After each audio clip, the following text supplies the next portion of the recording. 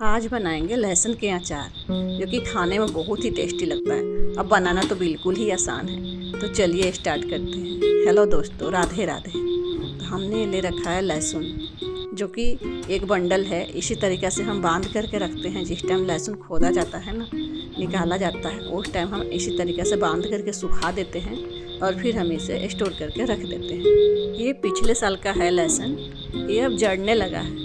वैसे तो मैंने बहुत ही हिफाजत से रख रखा है, लेकिन फिर भी ये कोई लहसुन है ना, इस तरीके से निकलने लगा है। तो हमने सोचा क्यों ना इसका अचार बना दे थोड़ा सा।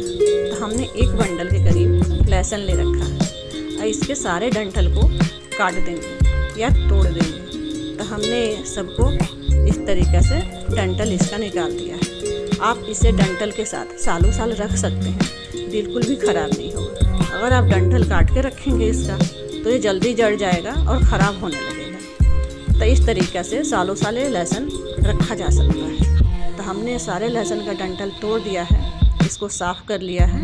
अब चलते हैं चूल्हे के तरफ, क्योंकि हमें इसे भूनना है। भून करके बनाएंगे इसके अचार। तो बड़े बड़े लहसुन थे, हमने जाली पे रख दिए थे भूनने के लिए। अच्छी तरह से भून जाते हैं। आप चाहे तो इसे गैस पे भी कोई जाली रख करके गैस पे भी भून सकते हैं। हमने चूल्हे पे ही भूना है। इसे अच्छी तरह से पलट कर इस तरह से हमें भून लेना है। और जब तक ये भून रहा है, जब तक हम चलते हैं, थोड़े से हमारे पास ये हरी मिर्च है।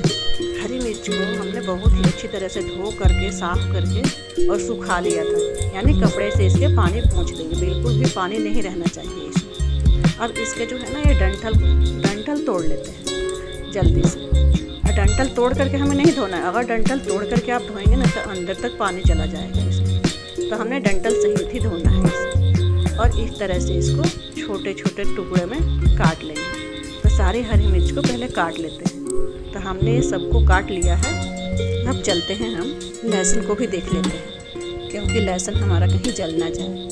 तो हम लहसुन को फिर से पलट देंगे और इसको एक बार चेक कर लेते हैं कि अंदर से पक गया है या कि नहीं। ये देखिए, बहुत ही अच्छी तरह से पक गया है। धीमे आंच पे हमने इसको भूना है, तो बहुत ही अच्छी तरह से अंदर से भी ये भून गया है। ये सबको हमने निकाल लिया है इस प्लेट में। इस प्लेट में निकाल करके इसे ना अब एक तरफ रख देंगे ठंडे होने के लिए। वो ठंडा हो रहा है। जब तक हमने एक काट रखा था जो हरी मिर्च ना, उसको इस चॉपर में डाल करके अच्छी तरह से चॉप कर लेना है। आप चाहे तो इसे सिलबट्टे पे या खलबट्टे पे कूट भी सकते हैं, या तो बीच में से चीरा लगा करके भी डाल सकते हैं। तो हमने इस चॉपर में डाल करके चॉप कर लिया है। ऐसे दरदरा सा ये जैसे कूटा जाता है ना, उसी तरीक़े से हो गया है। अब इधर हमारा लहसुन भी ठंडा हो गया है, तो इसको छील लेते हैं। सबसे ज़्यादा जो मेहनत है ना इस अचार में बनाने में, वो मेहनत है इस लहसुन को छीलने में। जितना टाइम लग जाए इस लहसुन को छीलने में, तो हम सबको छील लेते हैं पहले। तो सारे लहसुन को छील लिया था। थोड़ा सा टाइम तो लगा था छीलने में, लेकिन छिलके आसानी से उतर रहे थे, क्योंकि जो भून दिया था ना, तो इसके छिलके मुलायम हो गए थे और उतरने लगे थे। अब हम रखेंगे चूल्हे पे एक पैन। उसमें लिया है थोड़ा सा साबुत धनिया, सौंफ, एक चम्मच है ये बड़ी चम्मच से। आधी चम्मच हमने लिया है जीरा, और 1 चम्मच काली सरसों और 1 चम्मच पीली सरसों, और थोड़े से लिए हैं ये काली मिर्च। इन सब को हमें अच्छी तरह से भून लेना है। कलर चेंज नहीं करना है, बस ऐसा भूनना है ताकि ये आसानी से पीस जाए। तो बिल्कुल ही कम आंच पे हमने इसको भूना है, ताकि ये जले नहीं और अच्छी तरह से अंदर तक भून जाए। तो हमने ये सबको बहुत ही अच्छी तरह से भून लिया है। अब इसे हम ले लेते हैं इस प्लेट में ले करके इसे रख देंगे थोड़ी देर के लिए ठंडा होने के लिए। इधर हम उसी पैन में डालेंगे थोड़ा सा सरसों का तेल, क्योंकि अचार है ना, ये सरसों का तेल में ही अच्छा बनता है। तो हमने ये तेल डाल दिया है गरम होने के लिए। इधर ये मसाले भी हमारे ठंडे हो गए हैं, तो इनको हम मिक्सी जार में डाल करके पीस लेंगे। आप चाहें तो सिलबट्टे पे भी या खलबट्टे पे पीस सकते हैं। दरदरा सा पीसना, हमें बिल्कुल बारीक नहीं करना, इस तरह से।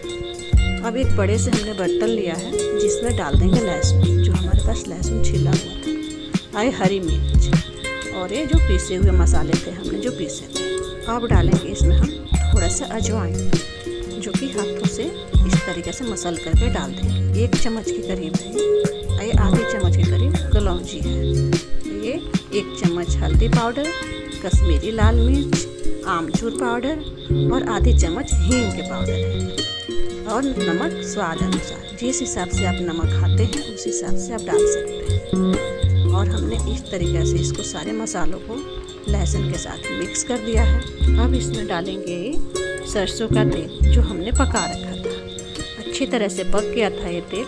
अब तेल को इसमें डालने के बाद से हमें फिर से इसे चम्मच से अच्छी तरह से मिक्स करना है ताकि हमारे मसाले और नमक वगैरह जो भी था इसमें अच्छे से मिक्स हो जाए। तो हमने इस सबको मिक्स कर लिया है।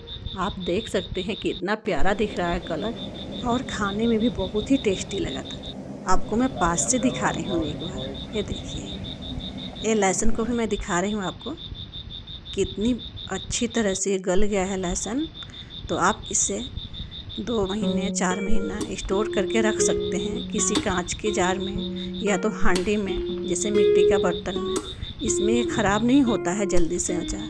तो आप इसे एक बार बना करके स्टोर कर लीजिए सर्दियों में और फिर पूरी सर्दी आराम से खाइए। सर्दियों में हमें लहसुन के अचार या लहसुन की सब्ज़ी किसी न किसी तरह से लहसुन ज़रूर ही खाना चाहिए। तो एक बार लहसुन के अचार ज़रूर ट्राई कीजिएगा। हम आपसे फिर मिलेंगे अगले वीडियो में एक नई रेसिपी के साथ। जब तक हमारे साथ बने, राधे राधे।